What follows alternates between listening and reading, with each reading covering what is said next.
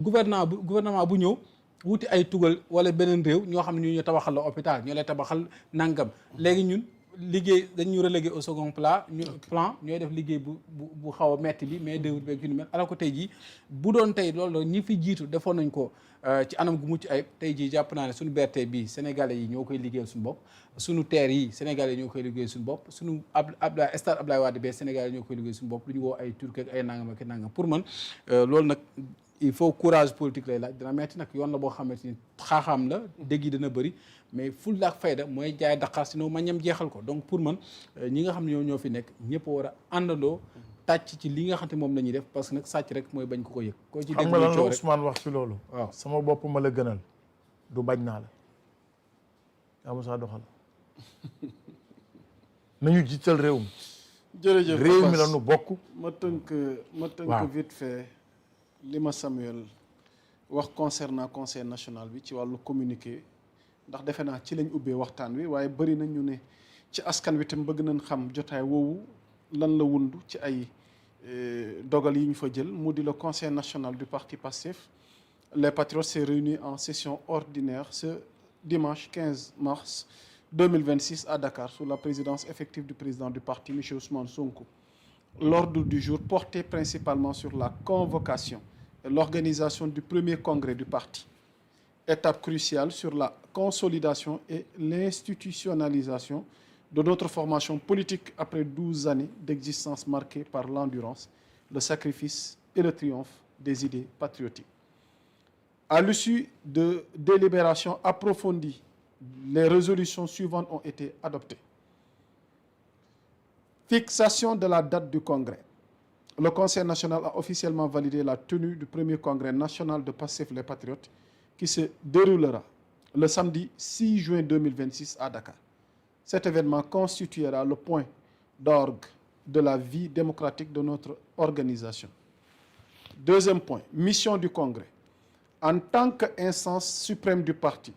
le congrès aura pour mission principale l'élection du président du parti,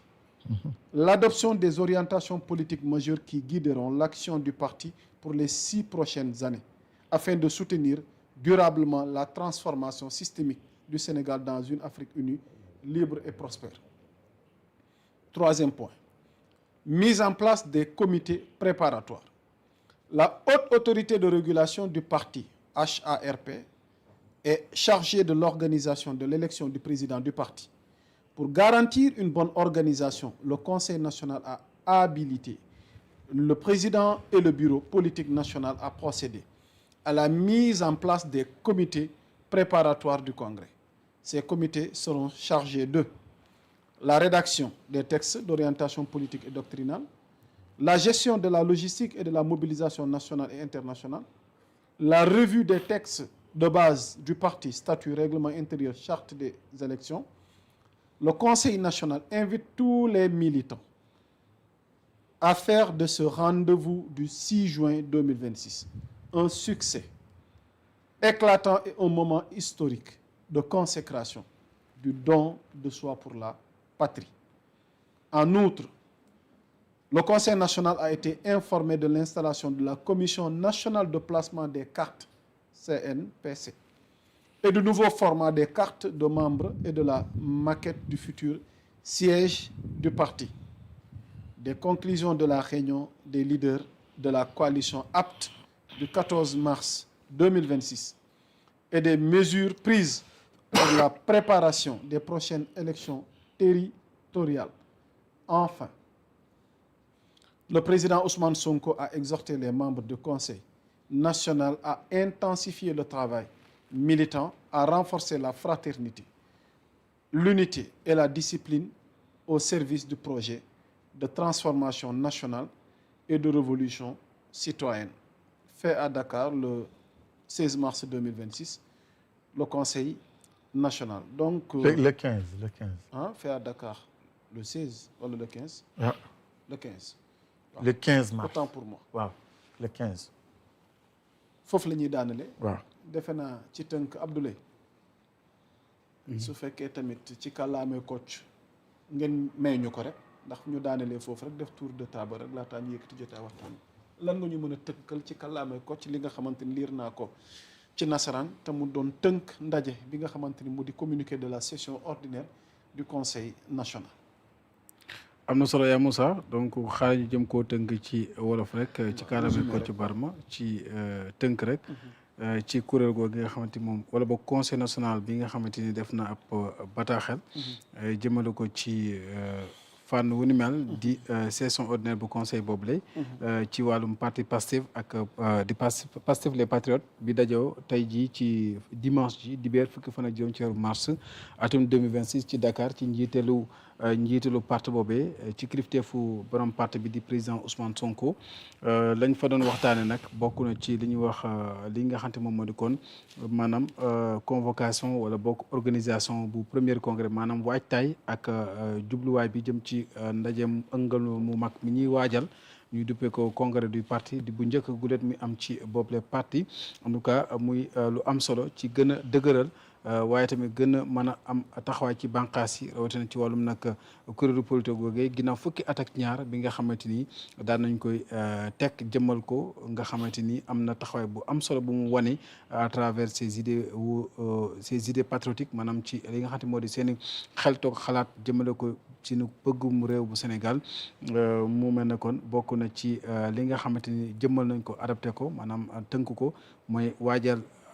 datu congrès bi maanaam bés bañ ko war a amal conseil bi daal na koy kon validé maanaam nangu nañ ko ñoom ñëpp kon incha allah samedi juróom-benni fan ci weeru juin ci Dakar daañ ko amal muy nekk daje mu am solo moo xamante ni dana nekk mandarga ci sunu doxalinu démocratie ci réew bu Sénégal bokk na ci nag xemmemteef ak la ñuy xaar ci liggéey sumb ya bokk na ci mu jëm ci li nga xamante moom mooy soxal wàllum fal njiitalu parti bi maanaam l'élection du président du parti waaye tamit tënk ay orientation politique maanaam ay jubluwaay ci wàllum politique yu am solo yoo xamante ni dana bokk kon ci kuréelu parti googee ci juróom-benni daanaka at yoo xamante ni dana am taxawaay ngir rek gunge li ñuy wax transformation systémique du Sénégal maanaam nu ñu bëgg a sopparñee Sénégal ci biir Afrique gu booloo doon benn dans une Afrique unie libre et prospère Afrique gu tënk lëkkaloo doon benn say waaye tamit mën na rek am sañ-sañ waaye tamit mën a amuk yokkute waaye jëmmal nañ ci ay jumtuwaay yoo xamante ay kuréel yu mën a waajal loolee bokk na ci li ñuy wax haute autorité de régulation du parti boo xamante ni lay xemmanteefam ak liggéeyam mooy waajal organisation wu élection président bu parti boobee nañ ko war a tabbee ngir nag ñu am organisation bu baax conseil national bi nag kon moom am na sañ-sañ ci kon ak bureau politique bi ngir rek ñu procéder ci li ñuy wax mise en place des comités préparatoires du congrès maanaam lépp lu jëm ci jumtuwaay ak kuréel yi war a mën a teg ngir waajal congrès boobee ba dara du ca gàllu góosi am na ci solo bokk na ci li ñuy wax bind xaatim ay tënk lenn ci ay kayit mooy rédaction des textes d'orientation politique et doctrinale waaye tamit gestion de la logistique et de la mobilisation nationale et internationale fexe ba tamit lu jëm ci wàllum li ñuy soxla ci ay matukaay yoo xamante ni daañ ko waajal bu baax ci biir réew comme ci bitim réew waaye tamit léegi mbëjaat yenn yi nga xamante ni moom moo di ay xaatim yi ñu xaatimoon ci base bi ñu wax ay texte de base du parti yi nga xam ne daal maanaam lu mu néew bokk na ci li ñu gën a tënk ci parti bi maanaam moo xam statut bi la wala sax yoonal ga ca biir règlement intérieur wala bokk la nga xamante ni dañ ko xaatim jëmale ko ci ay élection di charte des élections kon conseil bi nag mu ngi woo ci militant yëpp ñu doon kon waajal ndaje moomee juróom-benn fan ci weeru juin atum 2026 mu nekk ndaje moo xam daal ñu ngi cee xaar ndam lu am solo lu ñuy wax don de soi pour la patrie maanaam fexe ba daal bëgg gi ñi bëgg réew mi dara bañ caa gàllu goose ci beneen fànn conseil bi nag daan na xamle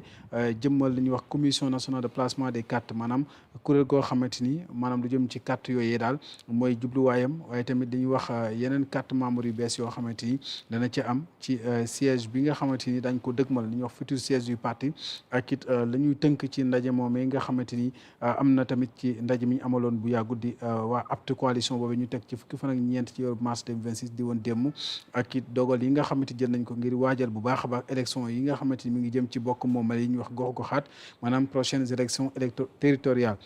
ci njeexal kon président Ousmane Sonko ma ngay sàkku ci mboolem membres yi nekk ci conseil national boobee ñu gën a yokk baral jéego yi maanaam intensifier le travail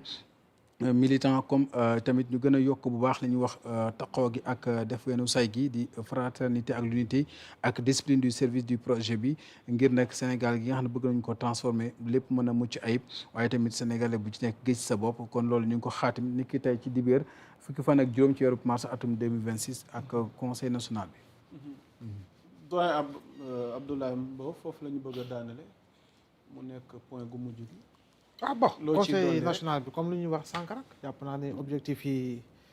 définir nañ ko léegi teg joogo yi ba ñoom ñu yegg si rek et puis fexe ba atteindre les objectifs je crois bien que loolu mooy sama solo parce que un parti c'est une dynamique c'est une dynamique et c'est des actes posés par rapport ak li nga xam mooy